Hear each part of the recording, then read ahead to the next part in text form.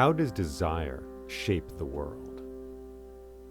And what happens when the one who has been cast out of the kingdom is also the one who saves that kingdom? I'm Jay Leeming, and this is the Crane Bag Podcast. Today we're going to be exploring these questions, exploring them through the Norse myth called the theft of Sif's hair. Thank you for joining me. Let us begin.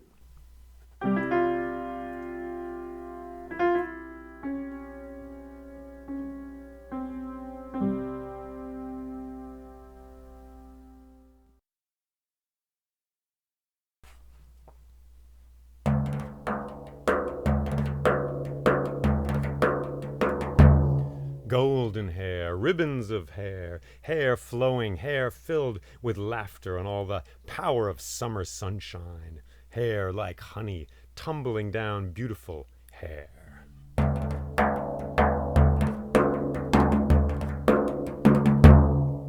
Sif, the goddess, she had beautiful hair. Sif, the wife of Thor, god of thunder.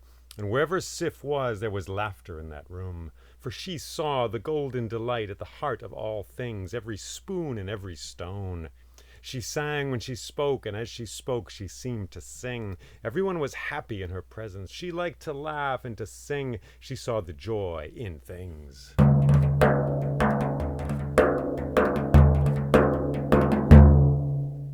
And she and Thor, the god of thunder, they lived in a mighty fortress in Asgard. A place covered in spears and shields, a fortress like a bramble or a thistle you might find, nothing you want to touch, but something you like to look at. A beautiful place, a fierce and strong fortress in Asgard. And in the center of this fortress, there was a bedroom, and in that bedroom, they slept. And one night, as Sif was sleeping, she felt a cool breeze. A cool breeze, she thought, here in Asgard? The frost giants are far, far away. This is a realm of sweetness and of light. The grasses, the apple trees, the pear trees, they all sing in the beauty of a warm day, always. How can there be a cool breeze here? And then she drifted further off into sleep. But in the morning, when the sun rose, when the birds were singing their first songs, that cool breeze was still there. She looked around, But in the morning, when the birds were singing their first songs, that cool breeze was still there. It seemed to be near her head. She felt her head, and she felt only bristle and stubble. There was no hair on her head. She sat up in bed. My hair! Thor woke. Thor looked at her. All of her hair had been cut off in the night. Thor growled, Loki. Only Loki could have snuck in here. Only he could have done that. Loki! Loki! He gave a great shout, and that shout shuddered the stones of all the castles in Asgard. Well, it didn't take long. It didn't take long at all after that. All the gods assembled in Gladysheim. All of them were there in that great round and beautiful hall where the gods met to sing and to argue and to talk and to dream. There in that hall was Thor in the center, and he was holding Loki's ankle in his right hand, and the rest of Loki was dangling down so that his feet just brushed. And the rest of Loki was dangling down so that his fingertips just brushed the floor. Fix it, said Thor. Put me down, said Loki. Fix it, said Thor. And then Odin, Loki, what have you done with Sif's hair? Put me down, said Loki, and Sif came, and she said, Loki, where is my hair? What have you done? And Loki said, I will get you new hair. New hair, Loki, she said. How can you get me new hair? I have a head. New hair will grow, of course. But that hair took years to grow that rippling, tumbling, laughtering song of that hair. How can you get me new hair like that? How can you make up for all those years? And Loki said, I will get you new hair by tomorrow. By tomorrow noon you shall have hair as golden and beautiful as the hair you once had. How will you do that? Said Thor. "Never mind how," said Loki. "I will do it. Noon tomorrow." And Thor said, "Noon tomorrow." And he threw Loki into the corner of the room. And all the gods laughed. The gods were not very nice to Loki. And Loki wiped the blood from his chin. And he walked out of Gladysheim. And he walked through the grasses of Asgard, that beautiful place where the sun was cascading down, where the birds were singing in the trees. And there's only one way in or out of Asgard, and that is the Rainbow Bridge, that bridge of crackling, chromatic voltage. That's the way in or out of Asgard. But Loki, well, he went by a different way. He was the sort of being who goes by a different way. He went to the great tree at the center of all things, Yggdrasil, that tree that holds all the 9 worlds in its roots and branches. There it was at the center of Asgard. There was a golden eagle in that tree with fierce, piercing eyes, but Loki knew the habits of that eagle. And he found a place under a thick branch. He found a rotten place in that tree. And he climbed inside, and there was a passageway there. And Loki began to climb and clamber down the inside of the great world tree.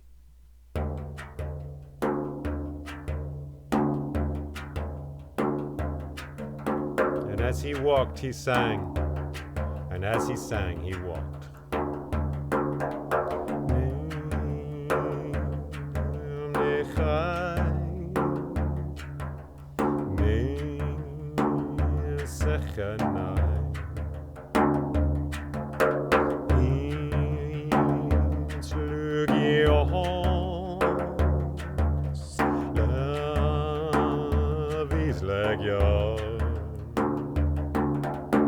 So he went down from Asgard. He climbed down from that high place, and he came to Middle-earth, where the humans live. And he wandered through Middle-earth. He wandered like a magician whose trick is his own life. He wandered like a shabby janitor in an old rain-filled cloak. He wandered like an orthodontist made of milk, for he is the trickster god, and we must let him into our speech. And a few miners, in fact, a few miners in Middle-earth, humans, were down at the bottom of a coal mine, picking away with their shovels and their pickaxes at the walls, chipping at the walls.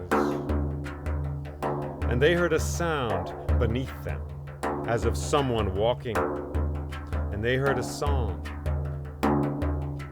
And they looked at each other in the darkness, but neither of them said a word.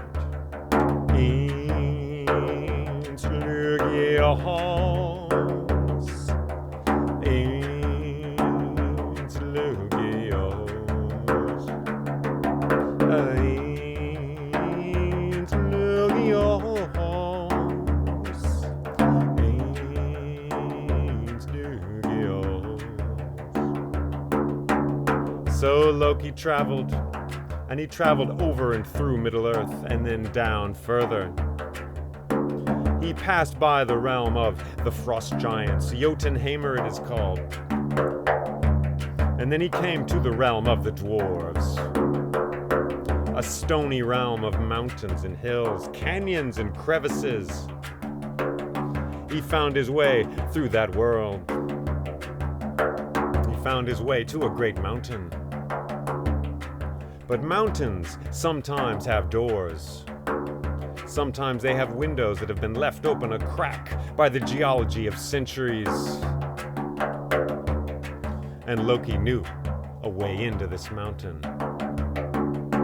And so he went into this mountain and he began to walk.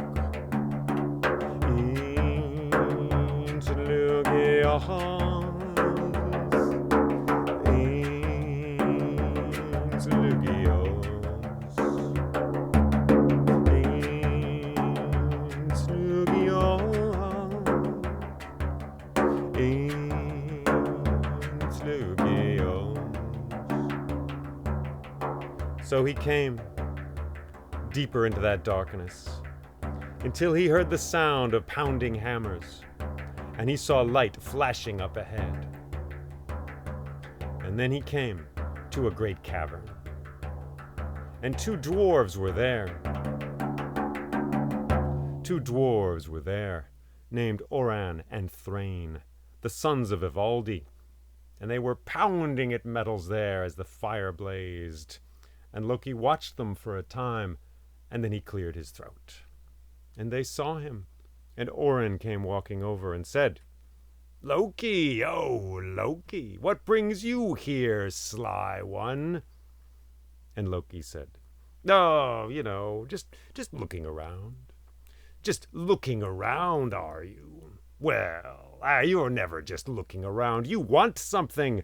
I can see there is want in your eyes. Want is the fuel of this universe. It makes the grass grow. It makes the trees blossom. Want is the heart of this world. We all know what want is, and I see it in your eyes. Loki, what do you want? Why are you here?"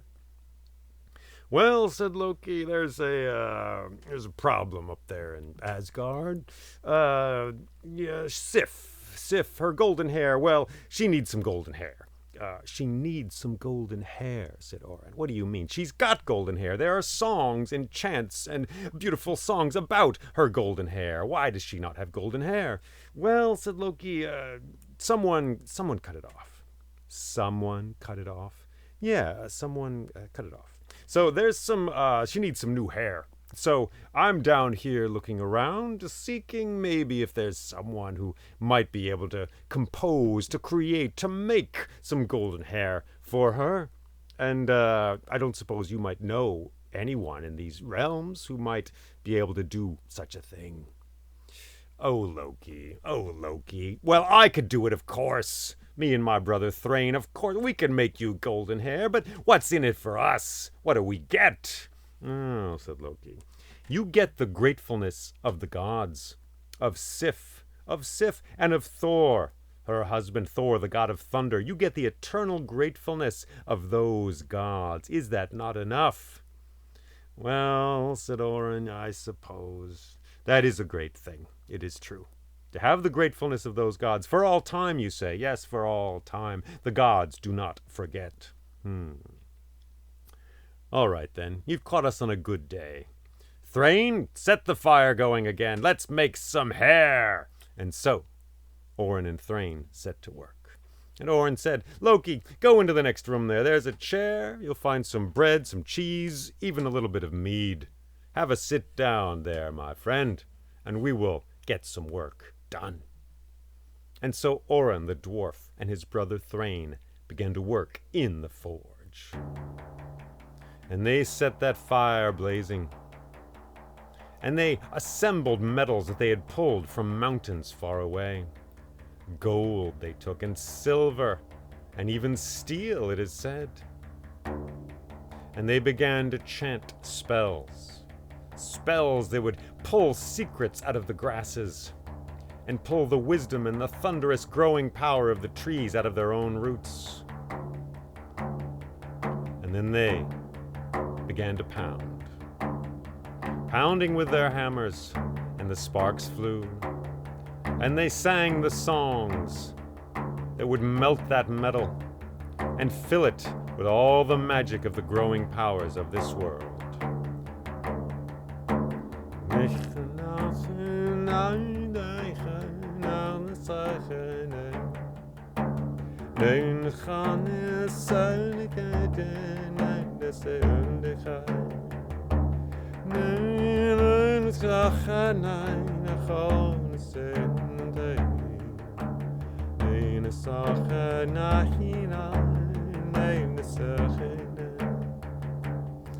And as they pounded, as they worked, and as the fire blazed and the sparks flew into the air, Loki fell asleep.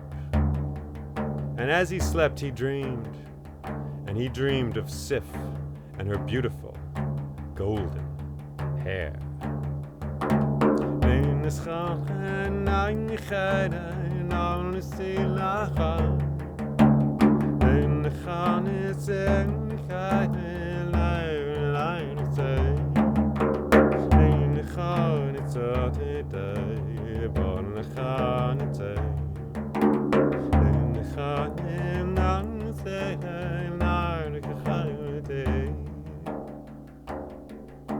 So their hammers flashed in the darkness, and they chanted their spells, spells that gathered around them like circles of whirling birds.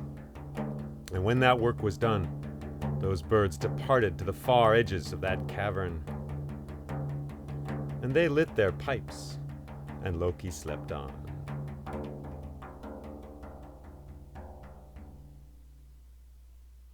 And after a time, Loki awoke. He could smell the pipe smoke of the two dwarves. He got up from that chair, and he walked into the cave. "Gentlemen," he said, "how did it go?" "How did it go? Loki, we have some hair for you. Look on that table there." And Loki went over to a wooden table. There was a wooden box there. "Open the box," said Oren. Loki opened that box, and there was a shower of honey light into that room.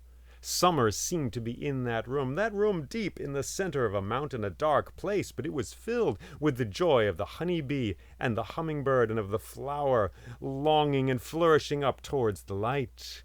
All the laughter of life seemed to be reflected and coming out of this golden hair. The box was filled with hair. Loki reached down, he drew his fingers through it, he ran his fingers through that golden hair, feeling its beautiful, smooth sensation, like music made into a thing, made into golden hair. "Nice," said Loki. "Yes," said Thrain. "Nice." And then Loki closed the box. "But you see," said Oren, "we were inspired. You got us on a good day. Here, look at this." And he took Loki to another table. And there was a cloth on that table, and Oren took hold of that cloth, and he threw it back. Whew! And there was a mighty spear, a long, beautiful spear. "Oh, beautiful," said Loki. "Yes, beautiful." As they looked at it, clouds lit by moonlight seemed to shimmer and move down the metal of that spear. They looked at the point of that spear. It seemed to be made from a star, and there were runes carved on the point of that spear. Beautiful things, magical things. "This is Gungnir," said Oran. "This is Gungnir, the spear that will never miss. Once it is thrown, it cannot fail to find its target. It will never miss. This is a gift for Odin. Tell him that. Tell him who has made this spear, Oran and Thrain, the sons of Ivaldi." "I will tell him," said Loki. And then Thrain spoke up. "And there's something more. Here." And Thrain threw an object at Loki, and he caught it, a small thing. It was in his hands. He looked. "Oh, it's a toy boat," said Loki. "A toy boat? Yes, it looks like a toy boat, but take it into the next room. Unfold it there." Loki, "Unfold it?" "Yes," said Oren, "unfold it." Loki went into the room with the chair and the table and the bread and cheese. No, keep going. You'll need the cavern. You'll need the cavern." So Loki went further. There was a large cave there, gigantic. He looked, his eyes lit up. Far off in the corners of the room, there seemed to be glimmering all kinds of magical things. "Don't look around too much. Just unfold the boat." So Loki looked at that boat. There was a little hinge there on the back deck. He unhinged it there, and then another one here, little doors that he would open. As he opened these things, the boat became larger. The mast grew. It had a wider bow, a larger stern, bigger and bigger it got. There was a sound in the room, like trees flourishing up towards the light of the sun. There was a sound in the room like creaking timbers, like wooden branches, like rubbing against each other in winter wind.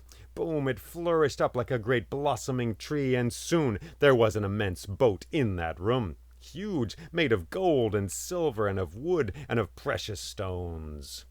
"This," said Oran, "is Skithblathnir. This is a boat that will travel on land and on sea.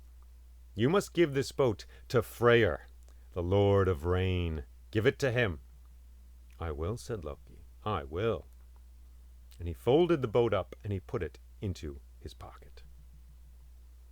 "You have done well," said Loki. "Done well? Yes, of course we've done well. We're dwarves. We do this kind of thing. This is our meat and our bread. It is the air we breathe. Now you take these things to the gods, and you make sure they know who has made these things, for we crave their gratitude. And Loki, we're glad to help you out." "Thank you, my brother," said Loki. And Loki put all of those things into his bag. The wooden box containing the hair of Sif, the spear Gungnir, and the great boat Skithblathnir. He put that into his bag as well. And then he said goodbye to the dwarves, and he began to walk.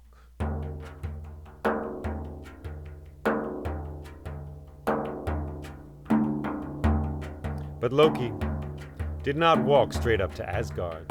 No, he smelled opportunity in the wind.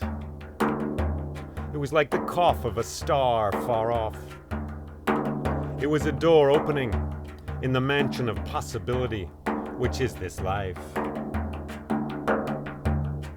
So he wandered out of that mountain and into the light, and down a canyon, around a crevice here, a hill there, down some old boulders, around the boulders, and this way, that way, into a dry riverbed.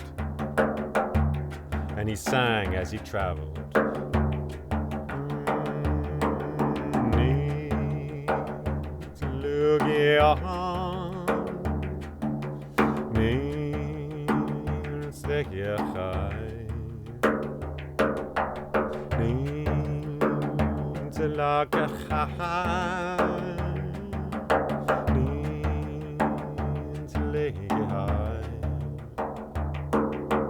And he came to a great mountain, a great green mountain, and there was a cave in the side of this mountain, and before that cave there was a stream. And Loki sat down beside that stream in the sunlight, and he sang to himself, and he watched the fish moving about in that clear water.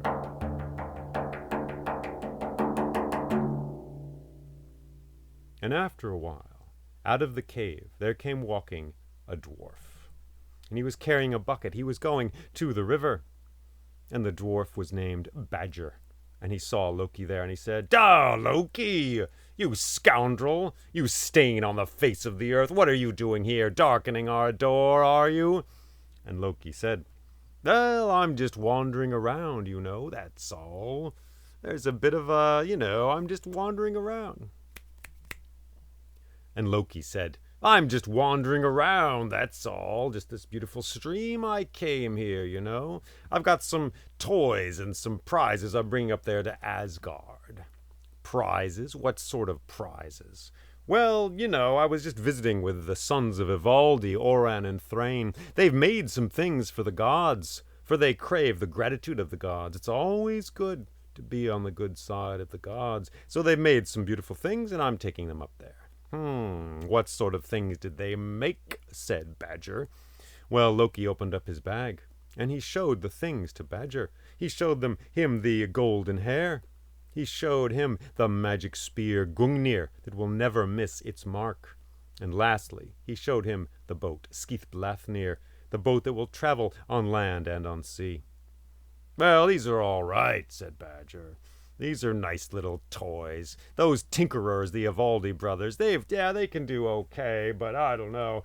My brother and I, we can make things much better than this." "Oh, you can you?" said Loki. "Of course, yes. We know what we're doing, not like those hobbyists over there. We can make you some serious good things." "I don't think you can," said Loki. "That's a high boast you're throwing down onto this table of this moment. I don't think you can." Oh yeah? Well, would you like to bet, Mr. L? "Yes," said Loki. "I will bet my head that you cannot make objects better, more magical, more crafty than these three things here. In fact, after you make them, I will go to Asgard. We will show them. We will have a little display before all the gods. They will look, and they will judge who has made the more beautiful, crafty, and magical things. I think you will lose, and so I am willing to bet my head." "Well, Mr. Loki, you are on." And he called to his brother, "Badwater, start the forge, start the fire, get a real blaze going." And Loki said, "Get a real blaze going. You rest up here, Loki. We've got work to do." and Badger walked into the cave. And he and his brother began to create things, began to make things. Out of the maze of their minds, out of the labyrinth of their tools and their ideas about what was possible, they began to create wild and beautiful and possibly dangerous things. And Badger worked the hammer. He hammered on that metal and that steel and that gold and that iron, and he chanted magic spells. And his brother Badwater, he worked the bellows. He made sure there was a hot fire going. You had to pump the bellows steadily to make sure the fire was at a constant temperature, so certain magical things could happen to the ore, the gold, the things they had pulled from the earth, the materials they had convinced out of the dark places of the world. So they were working. So the fire was hot. So the hammer was pounding. But then, all of a sudden, there came a fly. It landed on Badwater's arm, a huge black fly. It was nibbling at him. Oh, he was dying to swat at that fly. But Badger said, "Badwater, what are you doing? Keep the fire going. Keep the fire going." "Yes, brother. Yes, brother." So he kept the fire going. He worked that bellows. And he was bitten by that fly, but he endured the pain. And then Badger pulled from the fire a beautiful ring, a bracelet, an arm ring in the shape of Jormungandr, the great serpent who lives at the bottom of the sea. And with tongs he placed it down on a stone table. And then he took the skin of a pig, and he threw it into the fire, along with a gold bar, and he began to chant more magic spells. And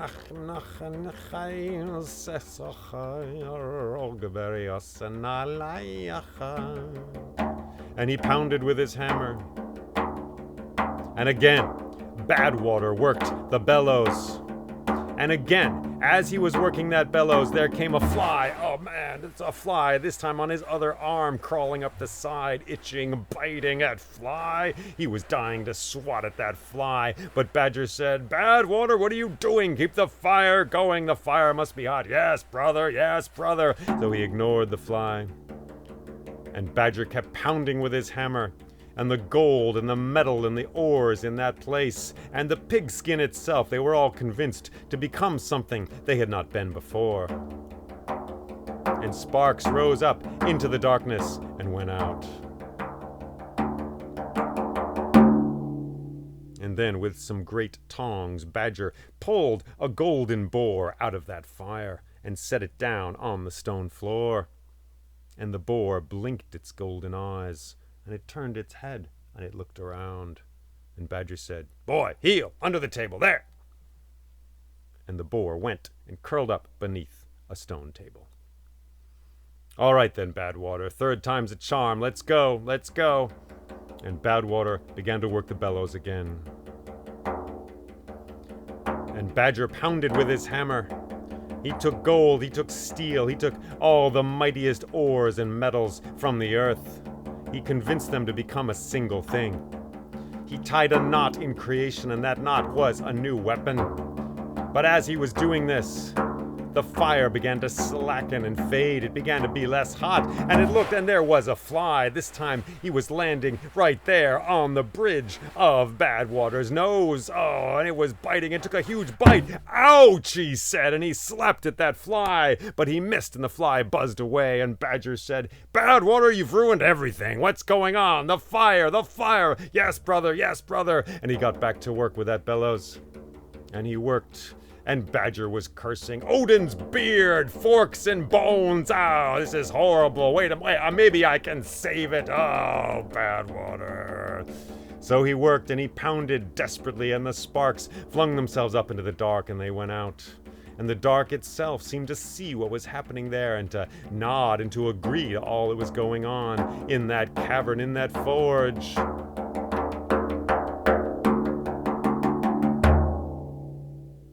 And then Badger pulled a mighty hammer out of that fire. Still hot, he put it down after plunging it into water, and the steam rose up into that room. He set it down on a stone table.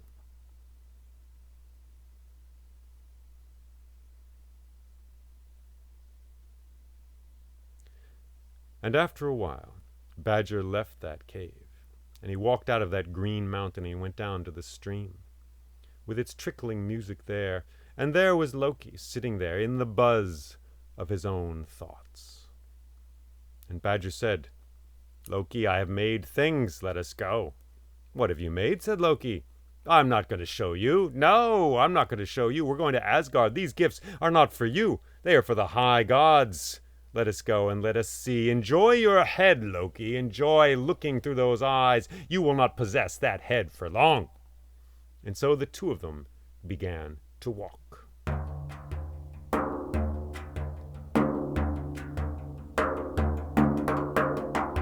Both of them with sacks on their backs, filled with beautiful things, magical things.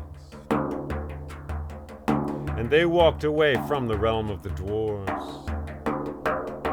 They walked around Jotunheimr, the realm of the frost giants. They came to the great tree Yggdrasil, and they walked up a narrow trail along the side of that tree.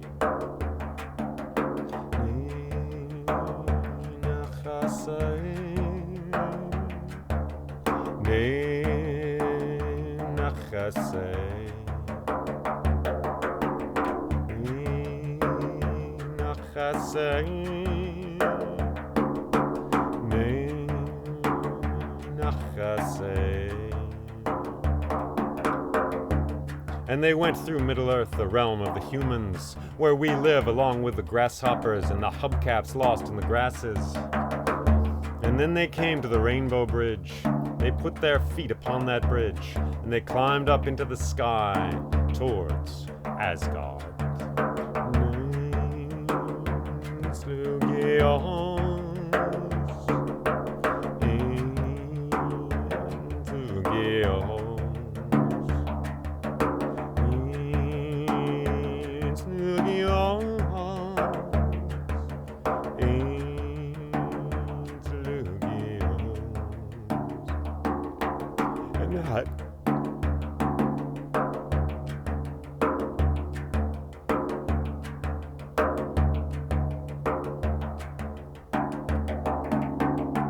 And Heimdall, the watchman of the gods, saw them coming. Heimdall, who is the son of 9 mothers. And they came to that gate, and they entered, and they walked across Asgard. The long, beautiful grasses of Asgard, under the apple trees they went. And they came to Gladysheim. And all the gods were there, and the doors were opened, and they went in. And Thor was there, and he said, "Loki, what have you done? What have you got? Have you succeeded in this task? Where's my wife's hair?" And Loki said, "Easy there, Thor, easy there, Thor. I've been on a long journey, but I have been victorious." And he pulled out of the bag he pulled a wooden box, and he put it on a table. Sif looked at it. "Go, Sif," he said, "open the box, see what's inside." Sif went to that wooden box. She opened it up, and there was a shimmer of golden light into that room, a tumble like a wild waterfall of honey, and the warmth of the summer sun. It filled that room. Birds seemed to sing in that room just from the light of that hair.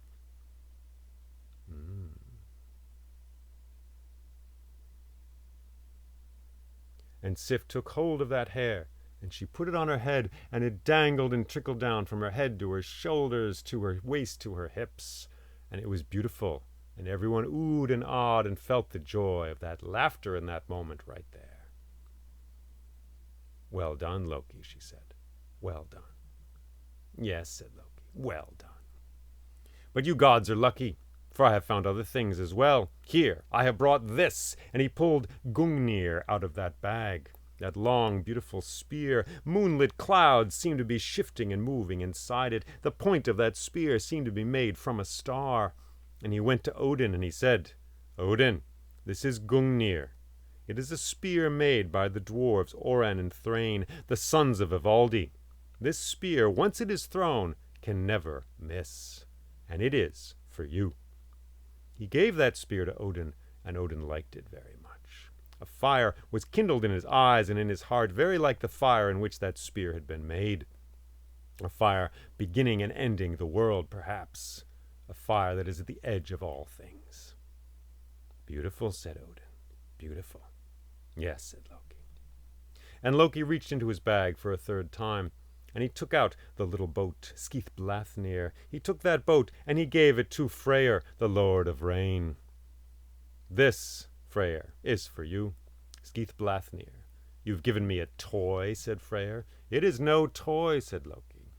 Take it outside and unfold it. Unfold it there in the open air, and you will see what this boat is capable of. So Freyr and a few of the other gods went outside, and they began to unfold that boat. And once again there was the sound like unfurling flags, like branches reaching up for the light, like the eking and creaking of branches towards the summer sun. And soon there was a gigantic boat there, yes, made of wood and silver and gold and precious stones, a boat to hold all the gods. This boat, said Loki, will travel on water and on land. And it, sir, is for you. Made by Orin and Thrain, the sons of Ivaldi, it is for you. Thank you, said Freyr. Thank you. This is a splendid gift. Yes, said Loki. But then Badger spoke up. But wait a minute. You see, we have a little wager here. Loki and I do. We have a little wager, and the wager is that I will bring things even more beautiful than these, even more crafty and powerful and magical than these three objects. That is the terms. Loki here, he has bet his own head that the things I bring will not be more glorious than what he has brought. So I have 3 gifts as well. Well, let us see these gifts, said Odin, and we will decide. So Badger reached into his bag, and out of that bag he pulled a golden ring. It looked like a dragon eating its own tail. He went to Odin. This is Draupnir. Odin, organizer of this universe, this is Draupnir, a magic arm bracelet. Every 9th day, it will create 8 other bracelets exactly like it. So you shall always be the giver of golden rings. Good, said Odin. I like this. And he took the bracelet and he put it on his arm. And that bracelet seemed to remember the way and that bracelet coiled around his arm, resplendent, just like the great serpent Jormungandr coils around the earth. And in that moment Odin himself felt like the great earth itself, filled with storms and clear days and birds and continents and millions of beings. Good, said Odin. I like this. Yes, said Badger. And then out of his bag he pulled the golden boar, and he put the boar down on the ground. This is Gullinbursti. This is Gullinbursti, he said. And the boar opened its eyes and looked around, and it turned its head. Go, said Badger, and Gullinbursti walked towards Freyr, the Lord of Rain. This is for you, he said. It will draw your chariot, it will pull your chariot over land and sea. And at night the light from its bristles will illuminate the way before you, as surely and with more certainty than any star. Thank you, said Freyr. This is indeed a wonderful gift. These things are all fine, said Odin. They are equal to what Loki has brought, it is true. But nothing here goes beyond anything he has given us. These are crafty and magical. What else did you bring?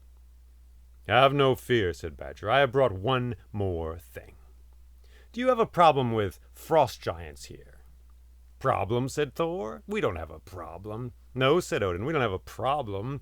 They are out there, of course, but we keep them far away. They cannot be killed, but still, they are far away from us. They don't bother us too much. And we have a good wall, and hopefully we'll be all right. They can't be killed, said Badger. Well then. And he reached into his bag, and he pulled out a great and powerful hammer.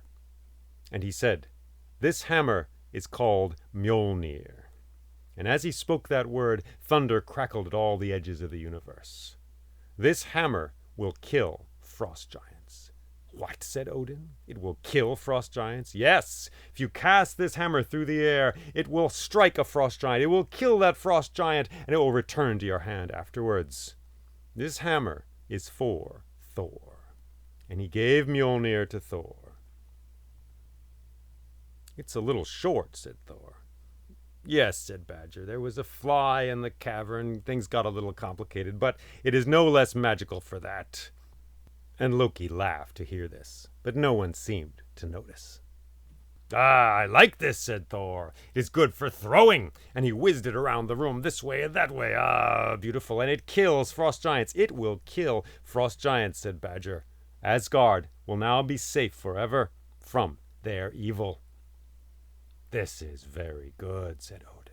Yes, and all the gods went into council, and they all agreed that indeed the gifts that Badger had brought were better than the gifts that Loki had brought. We have decided, said Odin. Loki, you must lose your head. What? That is what we have decided. You have made an agreement. You must abide by it.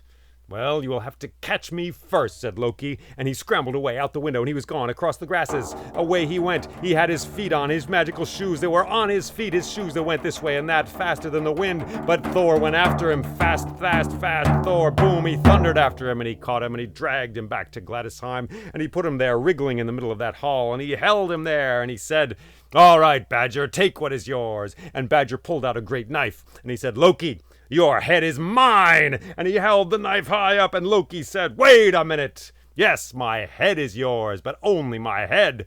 What do you mean, said Badger. Only my head. You can't take any of my neck. What, said Badger? None of your neck? Yes. My head is yours, but that is it. None of my neck shall be yours. You will violate the agreement if you cut or destroy any of my neck. But that's impossible, said Badger. Odin snickered. It may be impossible, but that is what you have agreed to. You can take his head, but not his neck. Ah! And Badger threw the knife down on the floor, and it clattered there. You scoundrel! You lying scoundrel! You simply agreed to what I said, said Loki, that is all. You're still a scoundrel with your slippery words. All, where are you? And there came a sound from the bag of Badger, a little voice. And out of that bag climbed a small, tiny dwarf. It was Badger's brother. All, become yourself. And that dwarf transformed himself immediately into a little iron awl, a little sharp little awl. And he said, all right, Loki, I'm going to sew up that lying mouth of yours. Hold still. And Thor held Loki down. Said Loki, and Badger took that awl, and he used iron thread, and he sewed Loki's mouth shut. Said Loki. There! Now you'll be quiet as a cloud in the summer sky. I want no words out of you, you lying little scoundrel. Da! And he put the awl back in the bag, and Badger turned, and he walked away from Gladysheim. And the gods snickered, and they laughed. And Loki said, ah, and they laughed some more. And Loki said, ah, and they enjoyed the silence. Loki is silent at last, said Bragi. Said Loki, and he went running out of Gladysheim and across the grasses. And the gods chortled once more. And then Badger began to walk down the rainbow bridge away from Asgard. But as he walked, he heard a sound.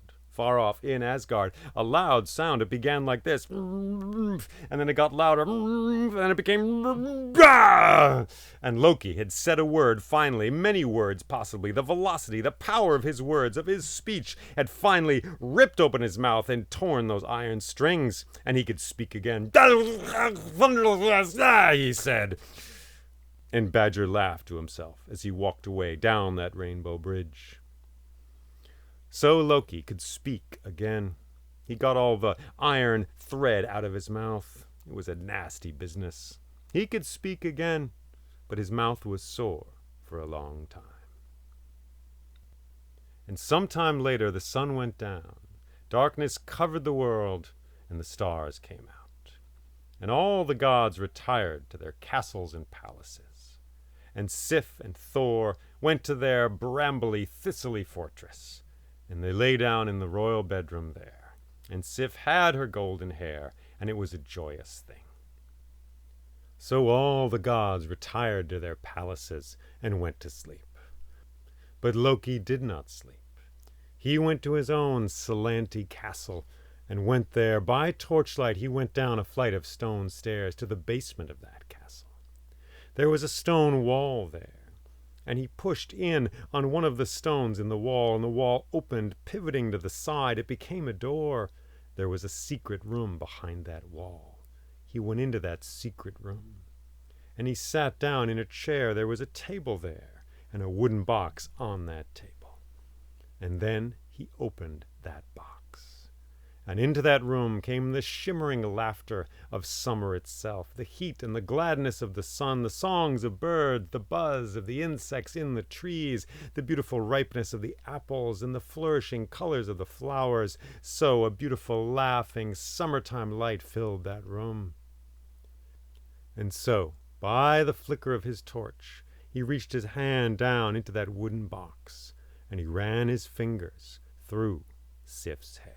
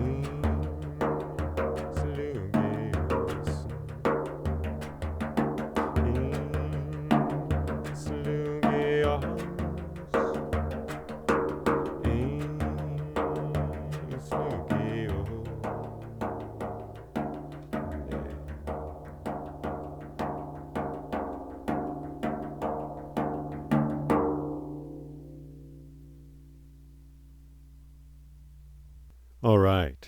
Thanks for listening to this story. Thanks for plunging into the dream images of this story with me. What an interesting story, huh? Making stuff, hoarding stuff, getting stuff. To me, that's what this seems to be about. I would invite you to enter this story. I would invite you not to let it just slide by like another episode of some TV show. Some perhaps beautiful thing that comes and goes and is disposed of like a candy you just ate or something. I would invite you instead to enter this story, to see it as a patch of ground, a forest perhaps, to walk in there, to see what the smells are, see what the tracks are in the dirt, listen to the sound of the trees and the wind in those trees. That's what a story like this is like. It's a place you can dwell.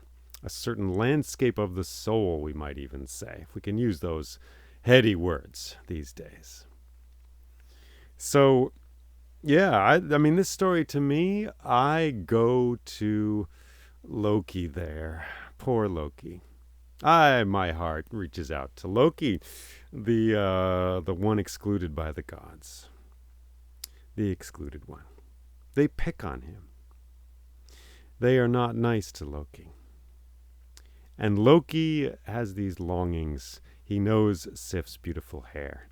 And he longs for the hair, and perhaps we might say, Sif herself. Most likely. And he does this thing, this schoolboyish thing. Well, not really schoolboyish exactly. Well, schoolboyish, but also adults do it as well. This strange thing of just cutting off her hair.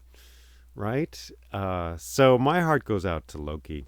I don't know. I don't want to just go too far with this, but it takes me back to school, to being a kid, to getting picked on, as many of us have gotten picked on, right? And he's not invited to the party, it seems, as much as the other gods. And his desires are not cool. Sif is with Thor, of course. What can happen? And how he deals with it, Loki, is he cuts off her hair. It's mean. It's also kind of dumb and kind of childish at the same time. But it's the perfect thing for him and for his character and for this story, I think. As opposed to connecting with this woman in some way. Instead, he just takes her hair. It's sick. And, it's kind of twisted. And that is, yeah, it's very in keeping with who Loki is and how he's treated in this story. So Loki has this desire, but the thing is, this becomes a story about desire, about getting stuff. It begins, it's like, as I said, Sif is married to Thor, right? What relationship can Loki have with her? That's for sure. But nevertheless, the potential love relationship becomes a relationship of getting and taking her hair. And then it becomes a whole story of getting and taking. For it's not just Loki that wants stuff, it's others as well, including dwarves, including the gods themselves. And in the end, we get an item so crucial to the whole landscape of these stories, and that is the hammer of Thor. So we begin with this twisted little act done by Loki, and we end with a tool, a magic tool, which in effect saves all the gods and keeps them safe, basically from now until Ragnarok at the end, the big blazing finish of the myth of the Norse myths. So that whole movement is just very interesting to me. So Loki takes her hair, and then he's got to pay for it, of course, and he goes to the realm of hoarding and keeping, which is the realm of the dwarves. The dwarves who are short, who are crafty, and who hoard stuff. They value the ores, the metals, things like that. They value beautiful things, a certain kind of beautiful thing. They live in the dark, but they love what glitters and is bright. And I don't know. I mean, we've all got Tolkien in our heads, right? This story is older than Tolkien. That goes without saying, right? This is thousands of years before Mr. Tolkien wrote his books. So perhaps you want to cleanse yourself of ideas about dwarves from his work, but perhaps not. I guess it's up to you. His work isn't that far. His vision of the dwarves is not that far from the actual Norse vision.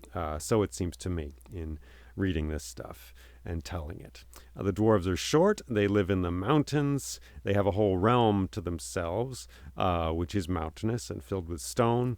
And they like to make stuff in the dark. So Loki's desire for Sif's golden hair takes him, just kind of naturally, it seems, to the realm of the dwarves, who specialize in making, hoarding, keeping. They specialize in that kind of secretive desire, because there is something secretive about them. So he goes there, and then they make stuff, and as I said, the gods want stuff too. The dwarves understand what the gods will like. And, it's interesting just to think about. What are they called? Desire lines, right? Desire lines. Those are the pathways that people make by walking. You see a park, and the architects have put sidewalks in that park, and people walk on the sidewalks. But then there are other places they want to go, which sidewalks have not been made in those places. So they make their own paths, and you get a little dirt track there in a park. And that's called a desire line. So people's desires become things. They change the landscape around them. And we have roads, we have highways, which are just the expression of a desire that was so intense. It was repeated, thousands, millions of times. We get this road, we get a highway. And so our tools are expressions of desires as well. Our smartphones, for example, they express our desire to be in touch with others at all times, I suppose. Or an airplane is a hardened, a congealed desire. How many humans had to want to fly to London or Los Angeles to make an airplane possible? It's possible because we desire it, because airlines can make money off of our desire, which is a real desire to go other places. So these tools in this story express the desires of the gods mainly, and perhaps the dwarves as well. We get the golden hair, so beauty is a desire. We get weapons, the spear, Gungnir, which cannot miss. That's a dream of the humans telling and living in this story, right? Of the Norse world. That was a dream, to have a weapon which would never fail in that sense.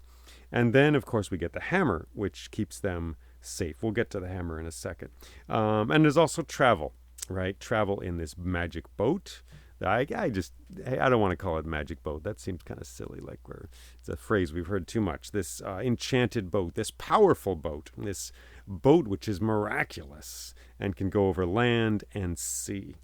And we get the boar, this strange thing, this boar. I don't have much experience with boars.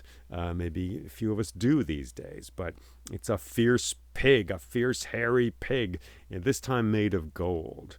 Gold, that metal which does not tarnish, right? That endures and has a piece of eternity in it. Has eternity in it, it seems, because it never tarnishes. So this is what the gods want. They want beauty, they want weapons, and they want to travel to go anywhere. And those weapons, I should say, they seem to me more to defend than to conquer. I'm not trying to make the gods nicer than they are, because they're mean and evil often. But it just seems to me it's more about defending Asgard than it is about conquering the frost giants, for example. Whatever their aggressive tendencies, the gods in Norse myth don't seem to be acquisitive about land.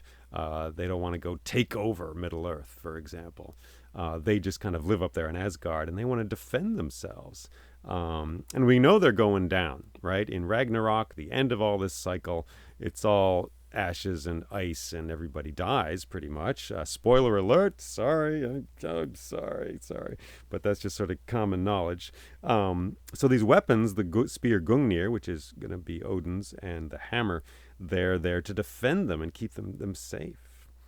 Another thing I'll maybe point out, just in my own journey through these stories, these are Norse myths, of course, they come from Scandinavian countries, but remember, Asgard is not a realm of ice and snow, it's a realm of sweetness and light, it's close to the sun. There are trees there, apple trees, there's grass, there are flowing rivers. When I first came to these stories, I just kind of, for some silly reason, I thought, Asgard, ice, rocks, darkness all the time. But in fact, it's a summery place. That's the point. The frost giants, they're the ones who bring the blizzards, the ice, and the snow. And Asgard is a place defended, protected from that. So it is a beautiful place. It's where spring and summer are in full swing all the time, it seems.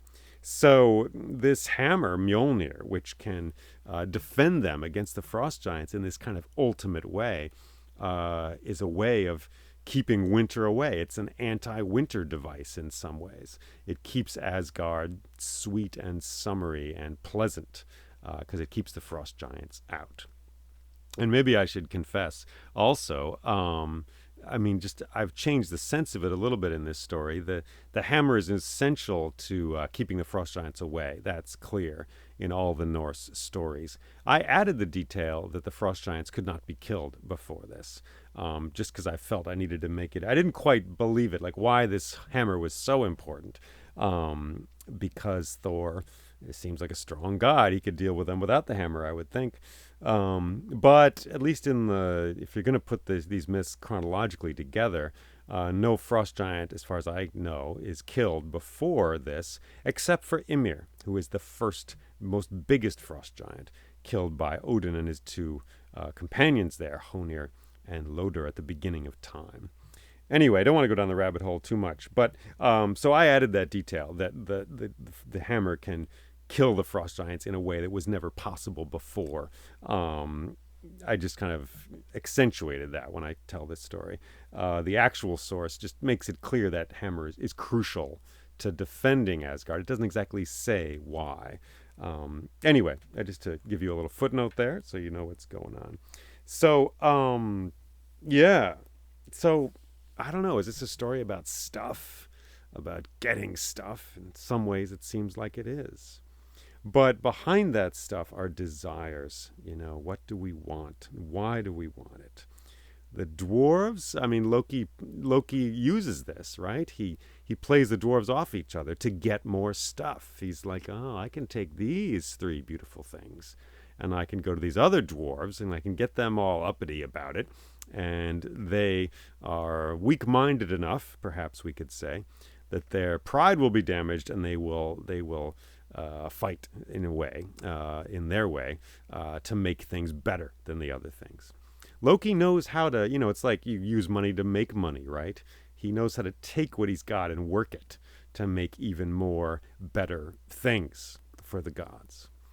And then, of course, brings it up there, and the gods make their judgment, and Loki slips out of the agreement that he has made.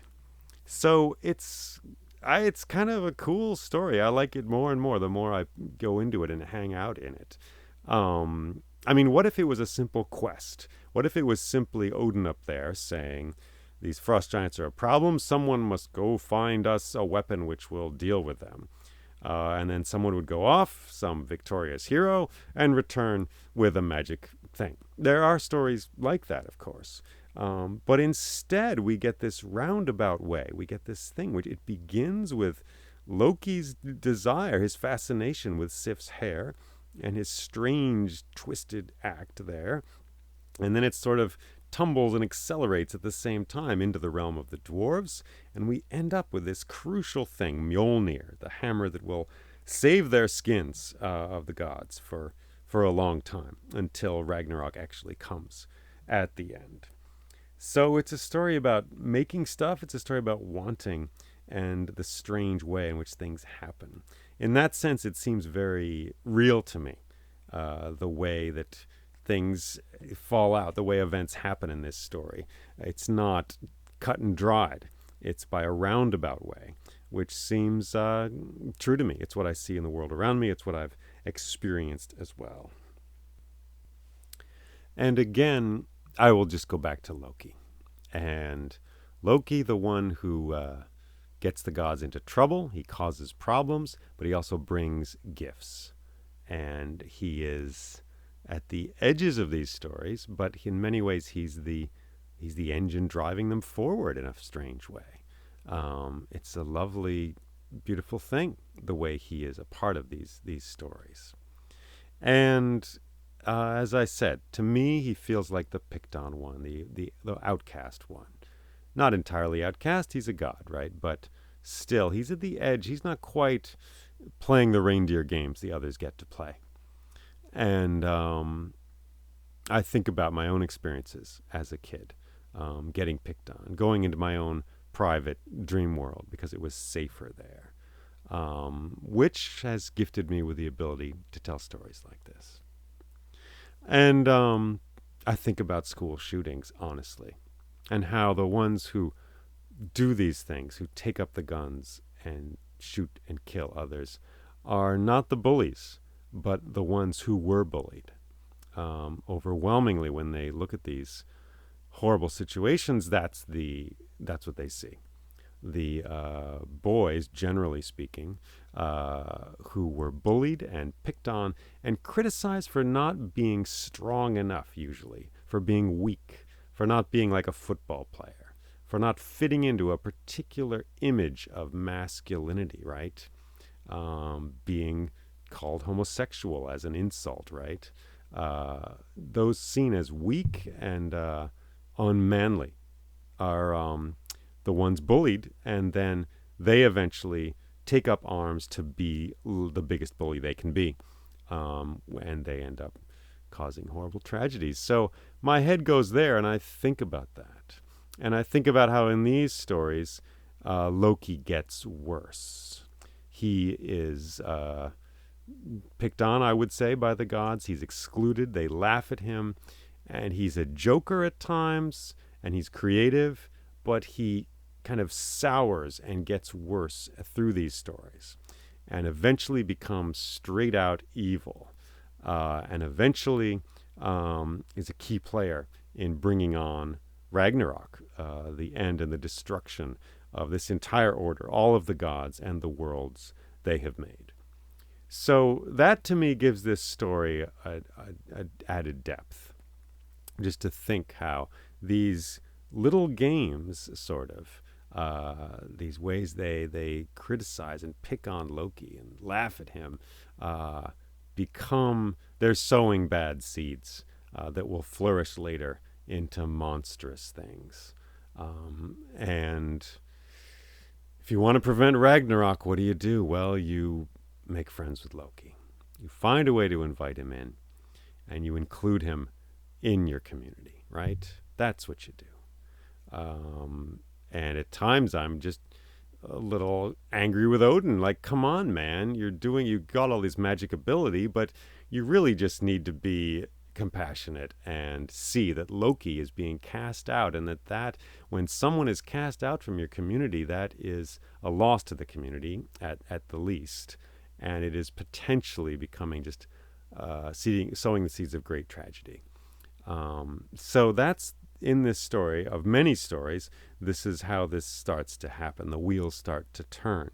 Loki, Loki, we laugh at him, but he is crucial to saving the gods, and he will also cause their downfall. So it's horribly sad, really. And I look at this story and I feel the warrior qualities in it, weapons, things, defending Asgard, and they're all going down in flames, I don't always like those elements of these stories, but it seems very true. It seems like the world we live in. It seems like the world I live in, with police, with armies keeping us safe here, with our toys, our laptops, our podcasts, and our cars, which are simply our desires, magnified and created by the dwarves of our time. Not to criticize anybody, but by the dwarves of our time, those who specialize in making and creating for us the toys we need. Yeah. So those are my thoughts on this story. I hope you have your own thoughts. I hope these thoughts of mine are something for you to bounce off of and take in and spit out and forget, because it's your own relationship to a story like this, which is important, that each of us has a connection to it in our own way. Thanks for listening to this story. And there are more stories on my website, which is jayleeming.com, JAYLEEMING.com. And you can support me on Patreon if you have not already. That's a lovely way to keep this work going. And thanks to all the Patreon supporters out there. You help to fund this stuff and make it possible. May we all know what our desires are and know when to try to satisfy them and when to have the strength to let them go. Thanks very much, and take care.